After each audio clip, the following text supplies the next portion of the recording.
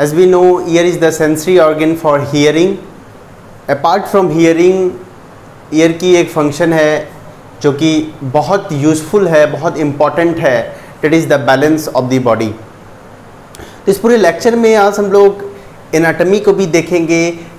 पूरे ईयर के इस वाले डायग्राम को आपको कंसंट्रेट करना है. फर्स्ट ऑफ ऑल तो हम सबसे पहले एनाटॉमी को देखेंगे और इस एनाटॉमी को देखने के बाद ये समझेंगे कैसे ईयर हियरिंग को परफॉर्म करता है, इस मैकेनिज्म को कैसे परफॉर्म करता है, कैसे हम सुन पाते हैं, एंड जो मेन फंक्शन है, जो बैलेंस ऑफ बॉडी है, वो ये ईयर कैसे परफॉर्म करता है. तो फर्स्ट ऑफ ऑल उसकी एनाटॉमी को देखेंगे. सेकेंड, कैसे हियरिंग परफॉर्म होती है, कैसे हियर हम कर पाते हैं, and the third is the balance of the body. तो इस तीनों चीज़ को हम पढ़ेंगे इस लेक्चर में. फर्स्ट ऑफ ऑल ईयर की जब हम एनाटॉमी को देखते हैं, देन ईयर 3 पार्ट्स में डिवाइडेड है. That is the external ear, middle ear and the internal ear. External ear comprise of pinna and external auditory canal. It is also called as external auditory meatus.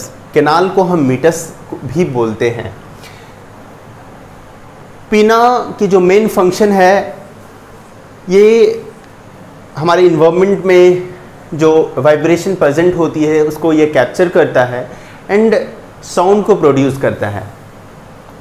After capturing the vibration, इस vibration को through this canal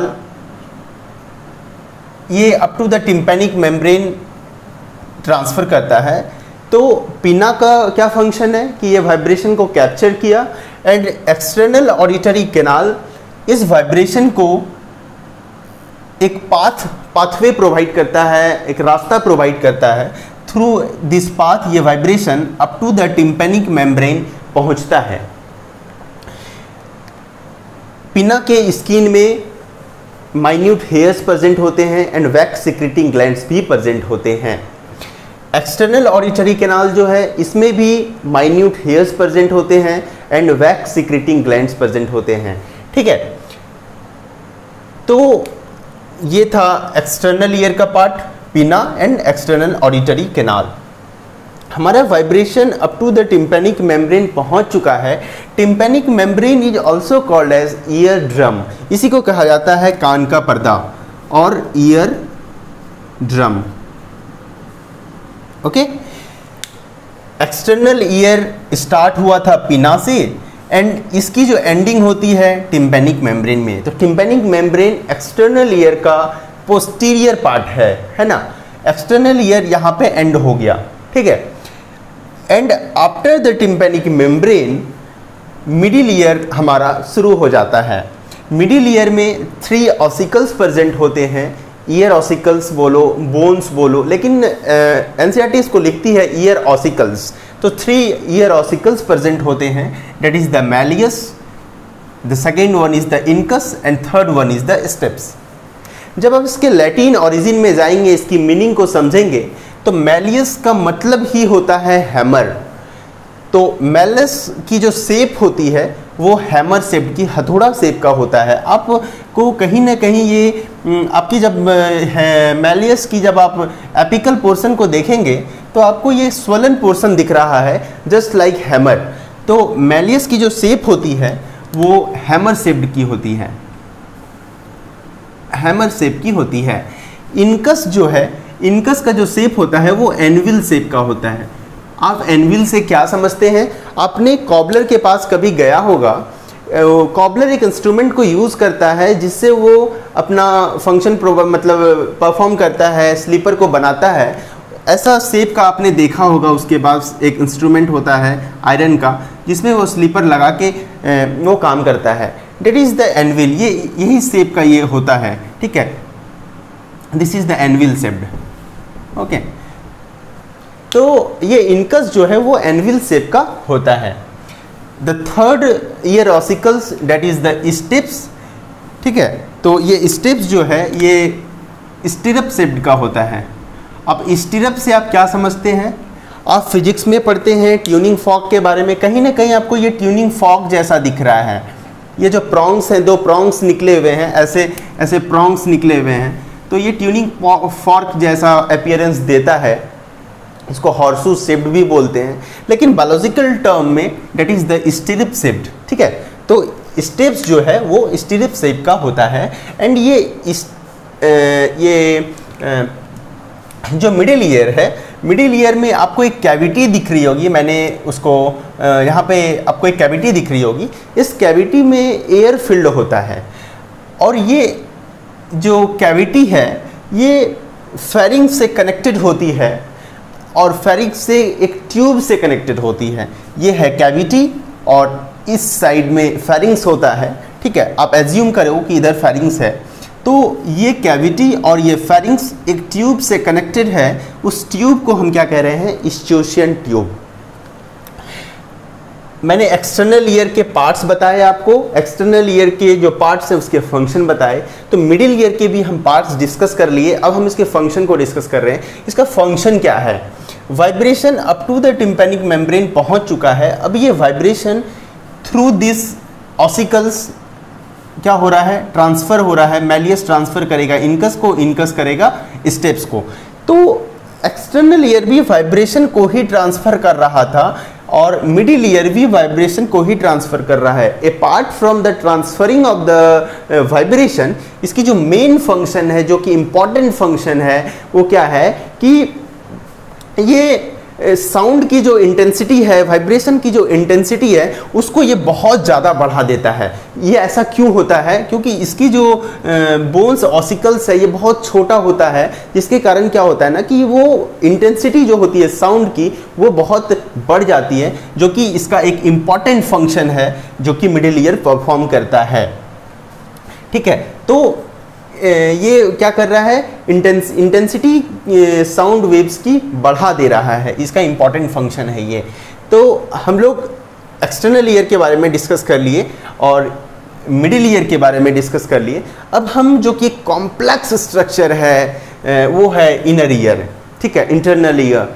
तो internal ear में सबसे पहले internal ear में दो parts हैं। आपको सबसे पहले ये चीज़ एकदम क्लियर कट होना चाहिए कि इंटरनल ईयर में दो ही पार्ट्स आते हैं। एक पहला पार्ट जो है कोक्लिया है, और दूसरा पार्ट वेस्टिबुलर अपैरेटस है।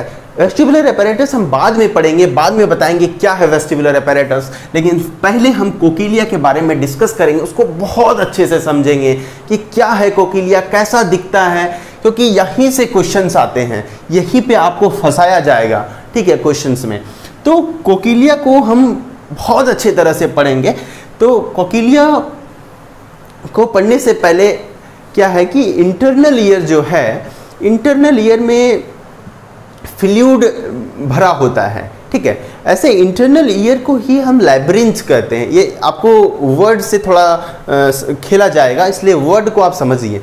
इंटरनल ईयर जो है that is called as labyrinth, ठीक है। लैब्रिंथ एक वर्ड है, लैब्रिंथ आपको ये मिलेगा जब आप पढ़ेंगे लैब्रिंथ, LABRYINTH, लैब्रिंथ। तो ये क्या है? ये इंटरनल ईयर है, ठीक है। इंटरनल ईयर को ही हम लैब्रिंथ कह रहे हैं, इंटरनल ईयर को ही हम लैब्रिंथ कह रहे हैं, ओके, ठीक है, समझिएगा। Internal ear is called as labyrinth. इस इंटरनल ईयर में फ्लूइड फिल्ड होता है। एक्सटर्नल ईयर में कोई भी फ्लूइड नहीं था, मिडिल ईयर में कोई भी फ्लूइड नहीं था, लेकिन इंटरनल ईयर में फ्लूइड पाया जाता है, ठीक है। Two types of fluid found in internal ear. तो एक फ्लूइड है आपका पेरिलिम्फ,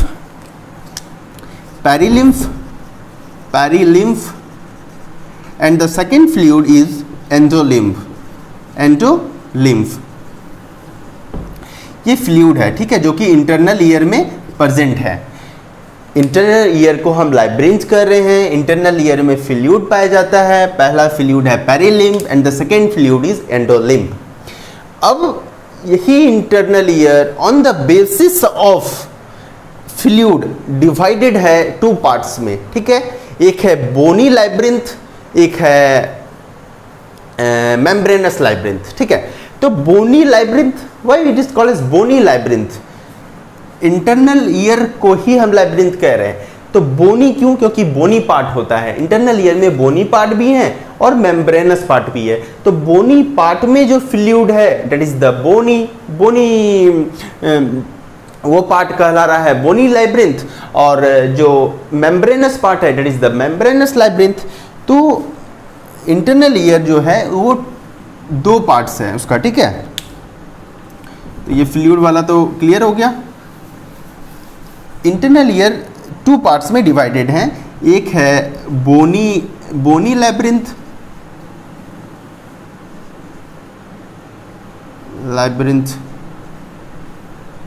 और एक है मेम्ब्रेनस लाइब्रिंथ। ओके, लाइब्रिंथ। इस बोनी लाइब्रिंथ और मेम्ब्रेनस लाइब्रिंथ को हम बहुत एक कह सकते हैं कि रफ डायग्राम से इसको बहुत, इसमें कंफ्यूजन होता है बच्चे को कि मतलब किसको बोनी लाइब्रिंथ कह रहे हैं, किसको मेम्ब्रेनस लाइब्रिंथ कह रहे हैं। लेकिन हाँ, एक चीज़ हम यहाँ पे समझ लेते हैं, मतलब एक चीज़ हम याद रख लेते हैं कि बोनी लाइब्रिंथ में एक फ्लूइड पाई जाती है जिसको हम कह रहे हैं पेरीलिम्फ। मैंने बताया ना कि इंटरनल ईयर में दो फ्लूइड्स है, पेरी और इंडोलिम्फ, ठीक है, पेरीलिम्फ एंड एंडोलिम्फ। तो इसी इंटरनल ईयर का दो पार्ट है, बोनी और मेम्ब्रेनस। तो बोनी में जो फ्लूइड है वो है पेरीलिम्फ और जो मेम्ब्रेनस में है वो है एंडोलिम्फ, ठीक है। तो ये चीज़ आप अपने माइंड में रखिए कि बोनी में जो फ्लूइड है पेरी और मेम्ब्रेनस में जो है इंडो। अब जो हमारा डिस्कशन है, जो हमको समझना है कि क्या है बोनी, क्या है मेम्ब्रेनस, कैसे अरेंज्ड है, इसमें थोड़ा बहुत ज़्यादा कन्फ्यूजन होता है बच्चे को। तो ये हम क्लियर करने की एक रफ डायग्राम से आपको पिक्चर बनाने की कोशिश करेंगे। तो आप इसको कैसे समझो कि एक वायर है, ठीक है, एक वायर है, ठीक है, ये वायर मैं बना रहा हूँ। वायर तो आपने सबने देखा होगा ना। तो देखो ये वायर है, तो वायर का जो इंसुलेटेड वाला पोर्शन होता है, जो कि मतलब प्लास्टिक का होता है, जिससे ताकि हमको वो करंट ना लगता है, that is the insulated portion. तो ये वाला हम जो ब्लैक वाला पोर्शन है, ये इंसुलेटेड पोर्शन दिखा रहे हैं। इसके अंदर मेनली वायर होता क्या है? मेनली वायर, ये वायर है इंटरनल, जो इसमें जो फाइबर्स, वायर के फाइबर्स प्रेजेंट होते हैं, दिस इज़ द वायर। लेकिन ये वाला ऊपर वाला पोर्शन क्या है? इंसुलेटेड पोर्शन है।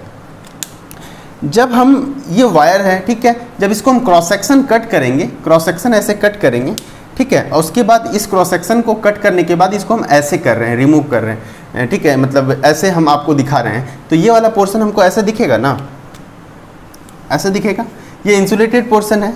और ये वाला एक वायर हम इंटरनल वायर फाइबर्स, एक फाइबर्स बना रहे हैं, ठीक है। ये जो एक्सटर्नल पोर्शन है यही है बोनी लाइब्रिंथ, बोनी लाइब्रिंथ, ठीक है। और जो इंटरनल स्ट्रक्चर, ये रेड वाला जो फाइबर आपको दिख रहा है, ये है मेम्ब्रेनस लाइब्रिंथ, मेम्ब्रेनस लाइब्रिंथ, ठीक है। आप देख पा रहे हैं कि ये दोनों हॉलो स्ट्रक्चर है, ये भी हॉलो है, यहाँ पे भी स्पेस है, और इस जो वायर जिसको हम कह रहे हैं वायर फाइबर, ये भी हॉलो स्ट्रक्चर है। तो इस दोनों हॉलो स्ट्रक्चर में जो इसी में फ्लूइड पाई जाती है, तो इसमें जो फ्लूइड पाई जाती है, तो बोनी जो लाइब्रिंथ है, इसी में कौन सा फ्लूइड है? दैट इज द पेरीलिम्फ, इसी में पेरीलिम्फ पाया जाता है, ठीक है, पेरीलिम्फ।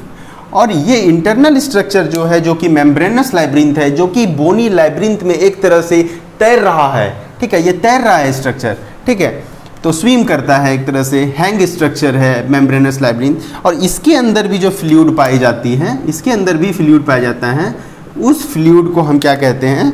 एंडोलिम्फ। इसमें एंडोलिम्फ पाई जाती हैं, ठीक है, ई और एल से हम डिनोट कर रहे हैं, एंडोलिम्फ, ठीक है।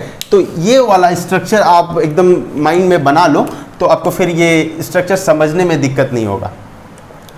तो हम क्या समझे? इंटरनल ईयर जो है डेट इज कॉल्ड एज लाइब्रिंथ, उसमें दो फ्लूइड्स पाए जाते हैं, पहली है पेरीलिम्फ, दूसरी है एंडोलिम्फ। इंटरनल ईयर दो पार्ट्स में डिवाइडेड है, एक है बोनी लाइब्रिंथ, एक है membranous labyrinth. Why it is called bony? Because it is type मतलब बोन टाइप का होता है, बहुत हार्ड स्ट्रक्चर होता है आउटर स्ट्रक्चर, ठीक है। इसमें पेरिलिम्फ पाई जाती है और मेम्ब्रेनस लेब्रिंथ इसके अंदर होता है, जो कि हैंग होता है, तैर रहा होता है, स्विम कर रहा होता है, किसमें, बोनी स्ट्रक्चर के अंदर में, दैट इज पेरिलिम्फ में तैर रहा होता है, बोल सकते हो। और इस मेम्ब्रेनस लेब्रिंथ के इंटरनल में एंडोलिम्फ होता है, ठीक है। तो ये क्या है ना कि ये कोकिलिया जो है इंटरनल ईयर का पार्ट है, और सेकेंड पार्ट मैंने आपको बताया वेस्टिब्यूलर अपैरेटस। अब इसी चीज को समझने के लिए हम ये वाला डायग्राम पे जरा कंसंट्रेट करो। ये कोकिलिया का जो सेक्शन व्यू है, ठीक है, ये जो आपको राउंड स्ट्रक्चर दिखता है ना, ये एक ट्यूब होता है ऐसे, ठीक है, ये ट्यूब है, यही ट्यूब घुमा हुआ होता है। तो coiled portion of the inner ear जो है, इंटरनल ईयर, इसी को हम कोकिलिया कहते हैं, ठीक है। यही राउंड स्ट्रक्चर में पाया जाता है, ठीक है। तो अब हम इस चीज़ को हम समझ लिए, बोनी क्या है, मेम्ब्रेनस क्या है, पेरी कहाँ पे पाया जा रहा है, इंडो कहाँ पे पाया जा रहा है। अब इसी के बेसिस पे हम थोड़ा कोकिलिया को समझने की कोशिश करेंगे कि कोकिलिया में आखिर क्या है, ये रीजनस मेम्ब्रेन कैसे आ गया, क्या क्या ये सब जो स्ट्रक्चर आपको देखने को मिलता है, वो चीज़ बहुत इजी हो जाएगा समझने के लिए। तो इंटरनल ईयर में जो एक कोकिलिया एक पार्ट है, उस कोकिलिया का मैंने सेक्शन व्यू यहाँ पे आपको दिखाया हुआ है, एनसीईआरटी का एकदम ट्रू कॉपी डायग्राम है ये, ठीक है। तो इसमें क्या है कि जो बोनी लाइब्रिंथ है, ये जो बोनी लाइब्रिंथ है, इसमें जो सराउंडिंग पेरिलिम्फ है, इसमें एक ऐसा आप कह सकते हैं कि वैक्यूलेटेड स्ट्रक्चर बनता है, ठीक है, जो कि इस पेरिलिम्फ को मतलब 3 कंपार्टमेंट में बांट देता है। जो कि पहला कंपार्टमेंट है स्केला, अपर स्केला, अपर इसलिए बोल रहे हैं क्योंकि अपर पोर्शन में है, upper scala vestibuli, S for scala, V for vestibuli, and दूसरा चैम्बर जो है स्केला मीडिया, और जो लोअर है, लोअर पोर्शन जो है वो है लोअर स्केला टिम्पेनी। तो इसी 3 स्ट्रक्चर बनता है, ठीक है। एक ये वाला स्ट्रक्चर जो बनेगा उसको हम कह रहे हैं upper scala vestibuli, lower scala tympani, and the third vacuolated structure is the scala media. तो आप देखो यहाँ पे ये जो स्केला वेस्टिब्यूली है, जो कि अपर पोर्शन है, इसमें क्या फील्ड होगा, इसमें पेरिलिम्फ होगा। जो लोअर वाला पोर्शन है, ये भी ऐसा वैक्यूलेटेड स्ट्रक्चर बना है।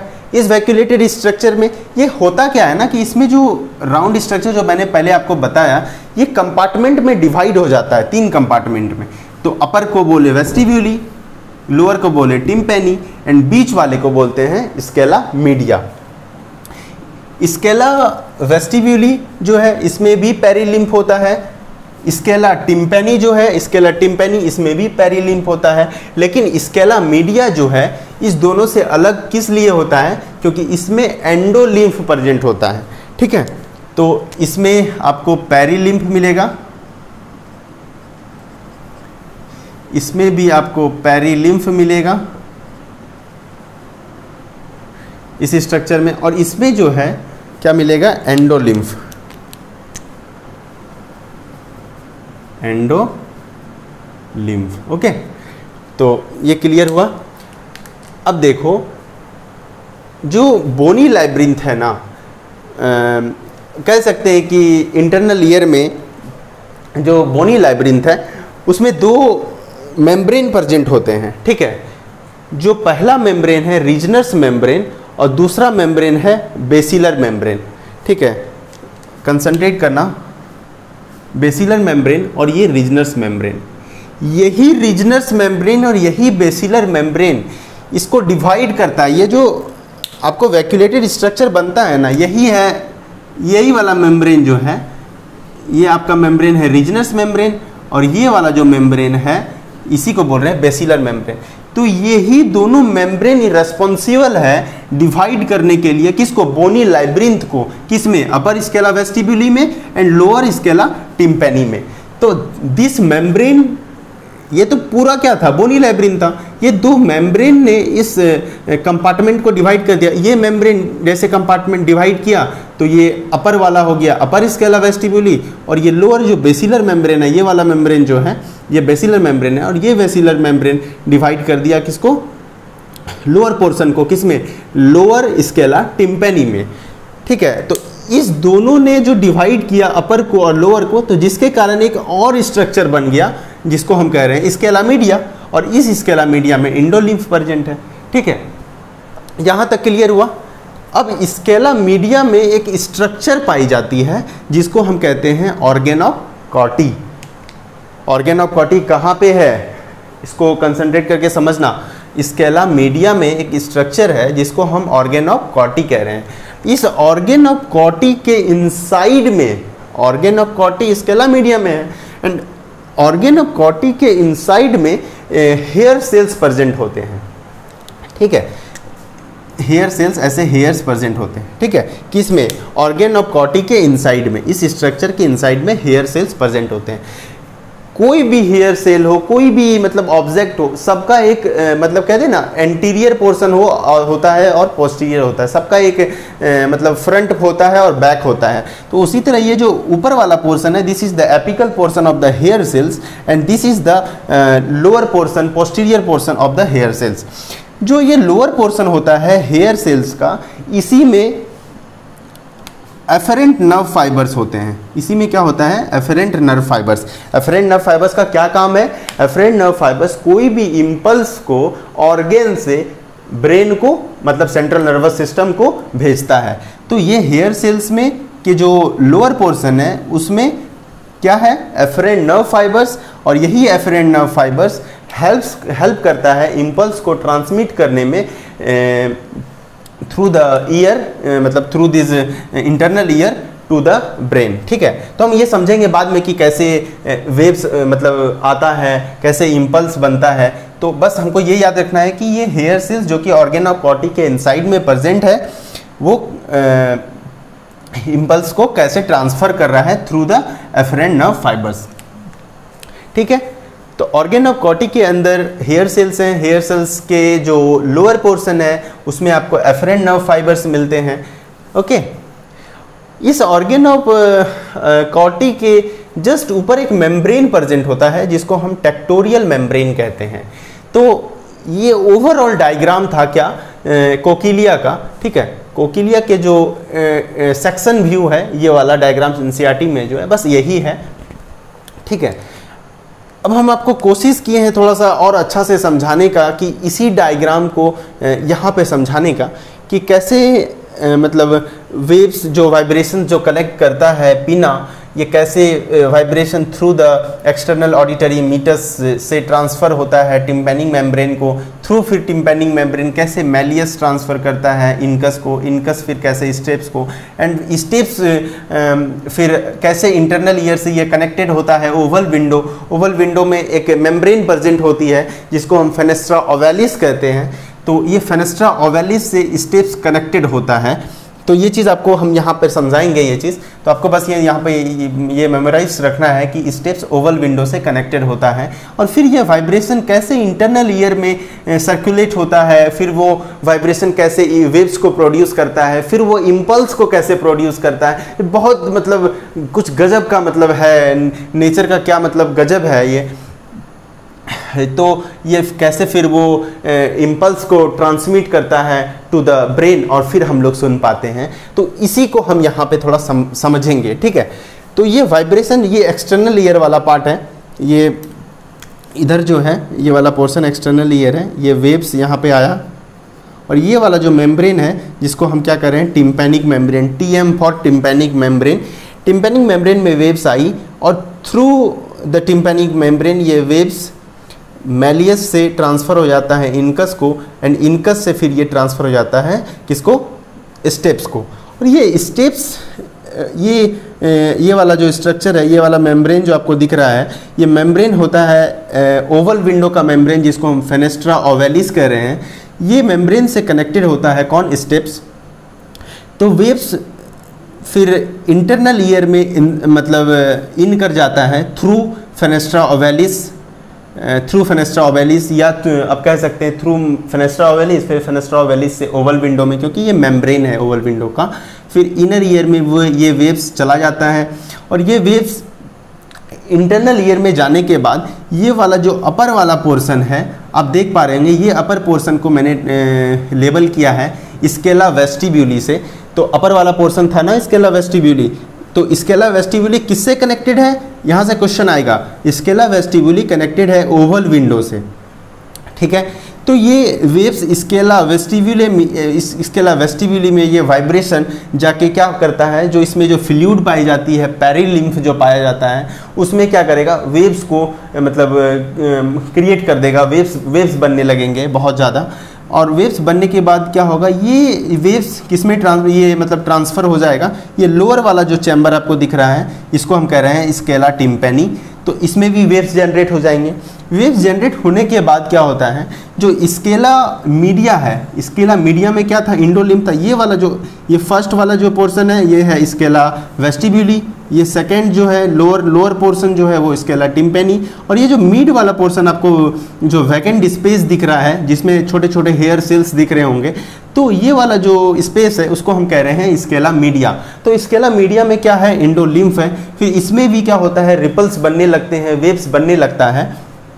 जब वेव्स बहुत ज़्यादा बनने लगता है, वाइब्रेशंस बहुत ज़्यादा होने लगती है, तो ये क्या करता है कि मैंने आपको बताया कि स्केला मीडिया में एक जो मेम्ब्रेन है, बेसिलर मेम्ब्रेन, इसी के ऊपर ऑर्गन ऑफ कॉटी होता है, एक स्ट्रक्चर होती है।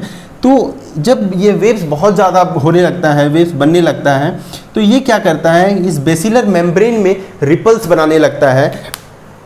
आपने देखा होगा कि कोई भी पॉन्ड में आप जब स्टोन को थ्रो करते हैं तो एक सर्कुलर स्ट्रक्चर बनता है, डेट इज़ द रिपल्स, उसी को रिपल्स कहते हैं। तो ये क्या होगा कि बेसिलर मेम्ब्रेन ऐसे ऐसे करने लगेगा। जब ऐसे ऐसे करने लगेगा तो इसके ऊपर इसी बेसिलर मेम्ब्रेन, ये बेसिलर मेम्ब्रेन है, ठीक है, बेसिलर मेम्ब्रेन में ही ऑर्गन ऑफ कॉटी है, इस ऑर्गन ऑफ कॉटी में हेयर सेल्स है।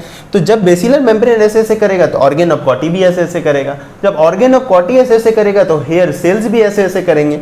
जब हेयर सेल्स करेंगे तो ये क्या होता है कि टेक्टोरियल मेम्ब्रेन से टकराता है, और टेक्टोरियल मेम्ब्रेन से टकराने के बाद वो बेंड हो जाता है, ये हेयर सेल जो है वो बेंड हो जाता है। बेंड होने से क्या होता है कि ये इम्पल्स की जनरेशन हो जाती है वहाँ पे, और वही उसी को इम्पल्स, पहले वाइब्रेशन आया, वाइब्रेशन वेव्स को क्रिएट किया, रिपल्स को क्रिएट किया। वो रिपल्स को क्रिएट करने के बाद जब बहुत ज़्यादा रिपल्स क्रिएट हो जाते हैं तो हेयर सेल्स वो बेंड हो जाता है। हेयर सेल्स बेंड होने के कारण इसके जो मतलब पोस्टीरियर एंड में जो एफरेंट नर्व फाइबर्स कनेक्टेड हैं, तो due to the bending of the hair cells ये इम्पल्स को क्रिएट कर देता है। और ये इम्पल्स क्या होता है, through the efferent nerve fibres, through efferent nerve fibres ये क्या होता है, कोकिलियर नर्व्स जो होता है,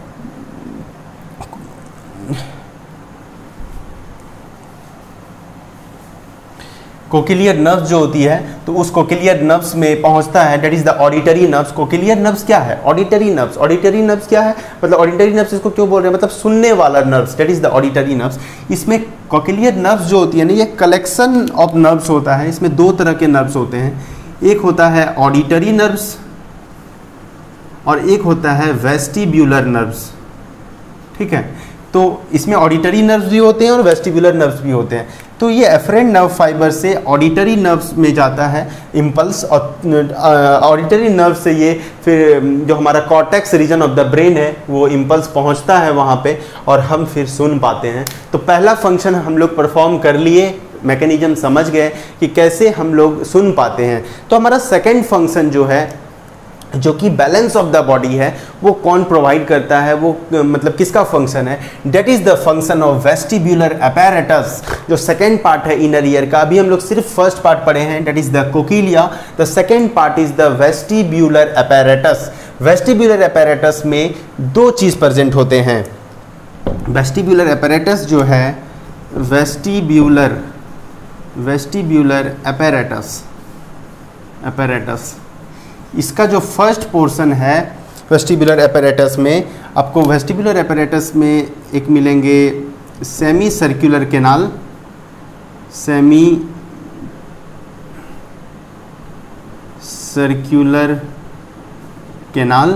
और जो सेकेंड पोर्शन है वो है ओटोलिथ।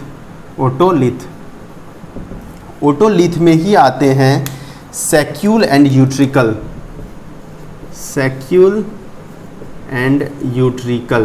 ओके, तो वेस्टिबुलर एपरेटस कौन है? ये वाला जो पोर्शन आपको जो कोकिलिया के जो अपर पोर्शन में प्रेजेंट होता है, ये है सेमी सर्कुलर कैनाल, इसी को बोल रहे हैं वेस्टिबुलर एपरेटस।